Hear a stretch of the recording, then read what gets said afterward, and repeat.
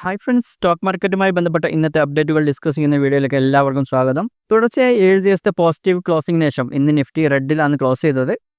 Nifty ഏകദേശം 84 point താഴ്ന്ന് 24,144ലും Sensex 314 point താഴ്ന്ന് 79,801ലുമാണ് ക്ലോസ് ചെയ്തത്. പ്രധാനമായിട്ടും FMCG സെക്ടർ നല്ല രീതിയിൽ നെഗറ്റീവിലായിരുന്നു ഇന്ന് ട്രേഡ് ചെയ്യപ്പെട്ടത്. FMCG സെക്ടറിലെ ചില പ്രധാനപ്പെട്ട സ്റ്റോക്കുകളുടെ റിസൾട്ട് വന്നിരുന്നു. അത്ര നല്ല റിസൾട്ടല്ല വന്നത്. അതുകൊണ്ട് തന്നെ FMCG സെക്ടർ ഏകദേശം 1% ഡൗൺ ആയിരുന്നു. ഫാർമ സെക്ടർ പക്ഷേ മാർക്കറ്റിനെ ഔട്ട് പെർഫോം ചെയ്തു. ഏകദേശം 1% അപ്പായിട്ടാണ് ഫാർമ സെക്ടർ ക്ലോസ് ചെയ്തത്. ഫാർമ സെക്ടറിലെ മിക്ക സ്റ്റോക്കുകളും നല്ല രീതിയിൽ പോസിറ്റീവിലാണ് ഇന്ന് ക്ലോസ് ചെയ്തിട്ടുള്ളത്. മറ്റൊരു പ്രധാനപ്പെട്ട കാര്യം, ഇന്ത്യ വിക്സ് 2% ഉയർന്ന് 16.30 ആയിട്ടുണ്ട്. നിഫ്റ്റി മിഡ് ക്യാപ്പ് ഇൻഡെക്സും നിഫ്റ്റി സ്മോൾ ക്യാപ്പ് ഇൻഡെക്സും നിഫ്റ്റിയെ പോലെ തന്നെ നെഗറ്റീവിലാണ് ഇന്ന് ക്ലോസ് ചെയ്തത്. ഇനി നിഫ്റ്റിയിലെ അഡ്വാൻസ് ഡിക്ലൈൻ റേഷ്യോ നോക്കുകയാണെങ്കിലും ഓൾമോസ്റ്റ് ഈക്വൽ ആണെന്ന് പറയാം. 1404 സ്റ്റോക്കുകൾ പോസിറ്റീവിൽ ക്ലോസ് ചെയ്തപ്പോൾ 1441 സ്റ്റോക്കുകളാണ് നെഗറ്റീവിൽ ക്ലോസ് ചെയ്തത്. അപ്പോൾ ഇനി നമുക്ക് മറ്റു പ്രധാനപ്പെട്ട അപ്ഡേറ്റുകളിലേക്ക് കിടക്കാം. അടുത്ത അപ്ഡേറ്റിലേക്ക് പോകുന്നതിന് മുമ്പ് ചെറിയൊരു കാര്യം കൂടി, നിങ്ങൾ ഈ ചാനൽ സബ്സ്ക്രൈബ് ചെയ്തിട്ടില്ലെങ്കിൽ ഇപ്പോൾ തന്നെ സബ്സ്ക്രൈബ് ചെയ്യുക. കൂടാതെ ഈ ഒരു വീഡിയോ ഒന്ന് ലൈക്ക് ചെയ്ത് വെച്ചാൽ നമ്മൾ ഇടുന്ന ഡെയിലി വീഡിയോസിൻ്റെ നോട്ടിഫിക്കേഷൻ നിങ്ങൾക്ക് ലഭിക്കാൻ അത് നിങ്ങളെ സഹായിക്കും. അപ്പോൾ ഈ വീഡിയോ ഒന്ന് ലൈക്ക് ചെയ്ത് വെക്കുക. പിന്നെ ഒരു കാര്യം കൂടി, ഡിസ്കൗണ്ട് ബ്രോക്കേഴ്സിൽ ഏതെങ്കിലും നിങ്ങൾക്ക് അക്കൗണ്ട് ഓപ്പൺ ചെയ്യാൻ താല്പര്യമുണ്ടെങ്കിൽ താഴെ ഡിസ്ക്രിപ്ഷനിൽ ഞാൻ ലിങ്ക് കൊടുത്തിട്ടുണ്ട്.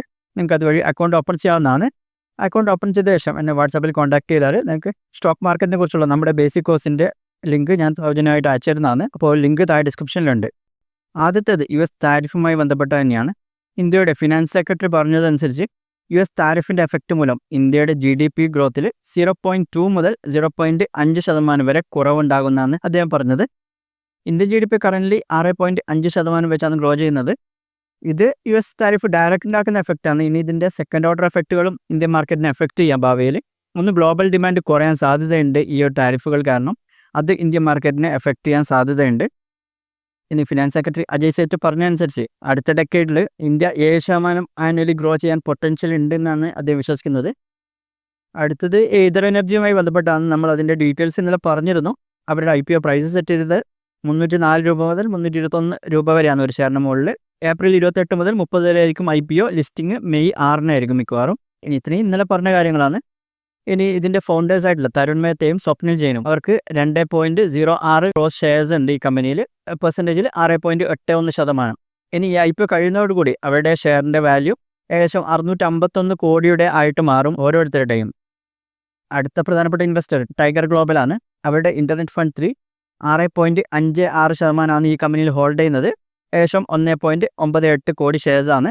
അവരും അവരുടെ ഇൻവെസ്റ്റ്മെൻറ്റിന് മുകളിൽ 7 ഇരട്ടിയോളം റിട്ടേൺ ഉണ്ടാക്കുന്നതാണ് പ്രതീക്ഷിക്കപ്പെടുന്നത്.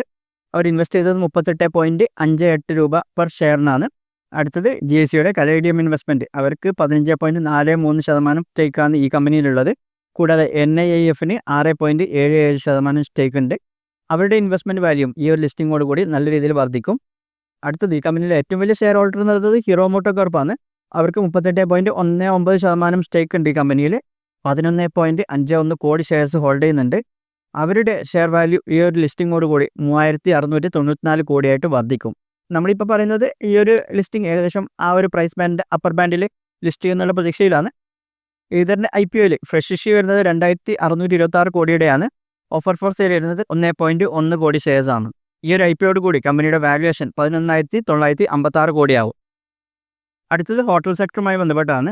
സിംഗപ്പൂരിൻ്റെ സോവറിൻ വെൽത്ത് ഫണ്ടായിട്ടുള്ള GIC തംഹി ഹോട്ടൽസിൻ്റെ 3 സബ്സിഡറീസിൽ 752 കോടിയോളം ഇൻവെസ്റ്റ് ചെയ്യുമെന്ന് അനൗൺസ് ചെയ്തിട്ടുണ്ട്.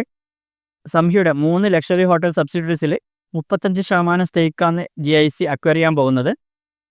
ഇതിൽ ഇൻവെസ്റ്റ് ചെയ്യുന്ന 752 കോടിയിൽ 603 കോടിയും സംഹിയുടെ ഡെപ്റ്റ് കുറക്കാനും മറ്റു ട്രാൻസാക്ഷൻ കോസ്റ്റ് കവർ ചെയ്യാനായിരിക്കും ഉപയോഗിക്കുന്നത്. ബാക്കിയുള്ള ഫണ്ട് ഭാവിയിലേക്കുള്ള ഹോട്ടൽ പ്രൊജക്ട്സിന് ഫൈനാൻസ് ചെയ്യാനായിരിക്കും ഉപയോഗിക്കുന്നത്. കമ്പനി അവരുടെ ഡെപ്റ്റ് ഏകദേശം 580 കോടിയോളം കുറക്കാൻ പറ്റുമെന്നാണ് പ്രതീക്ഷിക്കപ്പെടുന്നത്. അതുവഴി നെറ്റ് പ്രോഫിറ്റ് 15 മുതൽ 20% വരെ വർധന ഉണ്ടാകുന്നതാണ് പ്രതീക്ഷിക്കപ്പെടുന്നത്. അവരുടെ EBITDA റേഷ്യോ ഇമ്പ്രൂവ് ആവും. ഇനി നമുക്ക് കുറച്ച് കമ്പനികളുടെ ഫിനാൻഷ്യൽ റിസൾട്ട്സ് നോക്കാം. ആദ്യം നോക്കാൻ പോകുന്നത് തൈറോക്കെയറിൻ്റെ ആണ്. അവരുടെ നെറ്റ് പ്രോഫിറ്റ് 22% വർദ്ധിച്ച് 21.7 കോടിയായിട്ടുണ്ട്. റവന്യൂ 21.3% വർദ്ധിച്ച് 157 കോടിയായിട്ടുണ്ട്. EBITDA 70.5% വർദ്ധിച്ച് 57.8 കോടിയായിട്ടുണ്ട്. അവരുടെ മാർജിൻസും ഇമ്പ്രൂവ് ആയിട്ടുണ്ട്. 22% നിന്ന് 30.9% വർദ്ധിച്ചിട്ടുണ്ട്.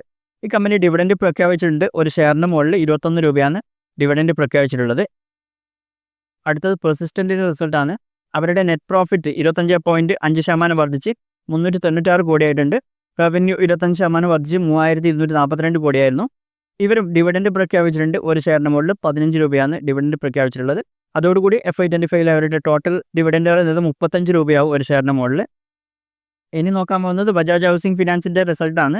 അവരുടെ net profit 54% year on year grow ചെയ്തിട്ടുണ്ട്. 587 കോടിയായിട്ടുണ്ട്. അസറ്റ് അണ്ടർ മാനേജ്മെൻറ്റ് 26% ഉയർന്ന് 1.15 ലക്ഷം കോടിയായിട്ടുണ്ട്. ലോൺ ഡിസ്ബേഴ്സലും കൂടിയിട്ടുണ്ട്. 25% വർദ്ധിച്ച് 14,254 കോടിയായിട്ടുണ്ട്. Gross NPA 0.29%. ഇനി നമുക്ക് ടാറ്റ കൺസ്യൂമറിൻ്റെ റിസൾട്ട് ജസ്റ്റ് ഒന്ന് പരിശോധിച്ച് നോക്കാം. ടാറ്റ കൺസ്യൂമറിൻ്റെ Q4 profit 59% year on year grow ചെയ്ത് 345 കോടിയായിട്ടുണ്ട്. റവന്യൂ 17% ഉയർന്ന് 4,608 കോടിയായിട്ടുണ്ട്. ഈ കമ്പനിയും ഡിവിഡൻഡ് പ്രഖ്യാപിച്ചിട്ടുണ്ട്. ഒരു ഷെയറിന് മുകളിൽ 8 രൂപ 25 പൈസയാണ്. അവരുടെ ഫുഡ് ബിസിനസ് 27% ഉയർന്നിട്ടുണ്ട്. സമ്പന്ന് 30% ഉയർന്നിട്ടുണ്ട്. സോൾഫുൾ 32% ഉയർന്നിട്ടുണ്ട്. സ്റ്റാർബക്സിന് 6 പുതിയ സിറ്റികൾ ആഡ് ചെയ്തിട്ടുണ്ട്. ടോട്ടൽ ഇപ്പോൾ 80 സിറ്റികളിലായി 479 സ്റ്റോർ ആയിട്ടുണ്ട്. ഇത്തരം കാര്യങ്ങളാണ് ഇന്നത്തെ വീഡിയോയിൽ പറയാനുള്ളത്. ഇതുപോലുള്ള കൂടുതൽ വീഡിയോസിനെ ചാനൽ സബ്സ്ക്രൈബ് ചെയ്യുക, കൂട്ടുകാർക്ക് ഷെയർ ചെയ്യുക.